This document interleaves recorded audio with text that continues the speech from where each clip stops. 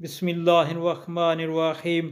हज़रत अनस रज़ियल्लाहु ताला अन्हु रवायत करते हैं कि रसूलुल्लाह सल्लल्लाहु अलैहि वसल्लम ने इरशाद पाक फरमाया, नबी पाक सल्लल्लाहु अलैहि वसल्लम ने इरशाद पाक फरमाया, मेरी आँखों की ठंडक यानी मुझे मेरी आँखों को ठंड पहुँचाने वाली नमाज में रखी गई है। दोस्तों, ये सुनन तिरमिज़ी की हदीस शरीफ है और बहुत ही प्यारी हदीस शरीफ है और नमाज की पाबंदी किया करें। बिस्मिल्लाहिर्रहमानिर्रहीम। ला इलाहा इल्लल्लाहुल हलीमुल करीम। अल्लाह के सिवा कोई माबूद नहीं जो हलीम और करीम है।